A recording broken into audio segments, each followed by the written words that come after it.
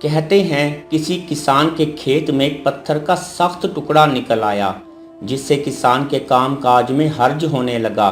کبھی وہ اس ٹکڑے سے ٹھوکر کھا کر گر جاتا، کبھی ہل چلاتے ہوئے ہل پھنس جاتا، کبھی ہل ٹوٹ جاتا اور کبھی جانور گر کر زخمی ہو جاتا۔ اس نے کئی دفعہ اس ٹکڑے کو نکالنے کا سوچا، لیکن پھر یہ سوچ کر پیچھے ہٹ جاتا کہ پتہ نہیں کتنا بڑا ٹکڑا ہو، میں اکیلا نکال سکوں گا یا نہیں، کہیں کوئی چٹان ہی نہ نکل آئے، وغیرہ وغیرہ۔ کئی دفعہ کی ٹھوکروں اور دھکوں کے بعد آخر ایک دن اس نے اس پتھر نما چٹان کو نکالنے کا پکا ارادہ کر ہی لیا۔ سب دوستوں، ساتھیوں اور کسانوں کو سندیشہ بھیجا کہ کھیت میں فلاں وقت تک پہنچ جائیں، آج یا تو ہم رہیں گے یا یہ چٹان رہے گی۔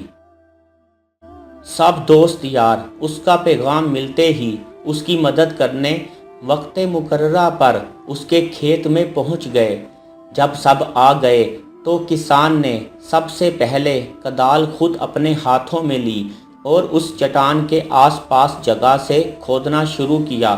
5 یا 6 ضربیں لگائی ہوں گی کہ پتھر اڑتا ہوا باہر آن پڑا۔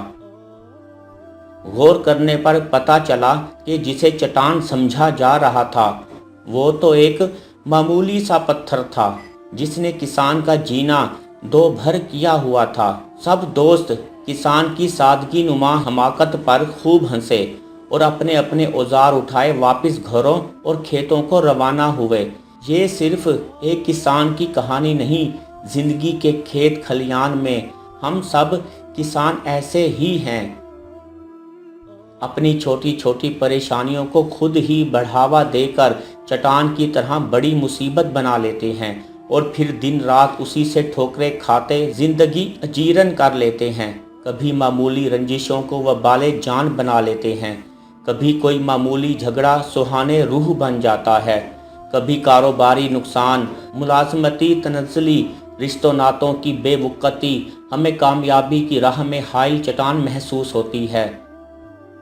لیکن یاد رکھیں، یہ چٹان نما پتھر آپ کے باشعور حوصلے، ہمت، عزم اور یقین کی 2-4 ضربیں بھی نہیں سہ سکتے۔ آپ کا یقین اس کائنات کی بہت بڑی طاقت ہے۔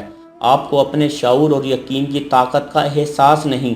جس دن آپ کو احساس ہو گیا اس دن آپ کے سامنے کوئی چٹان رہے گی اور نہ کوئی پہاڑ، کوئی مسئلہ رہے گا اور نہ کوئی مشکل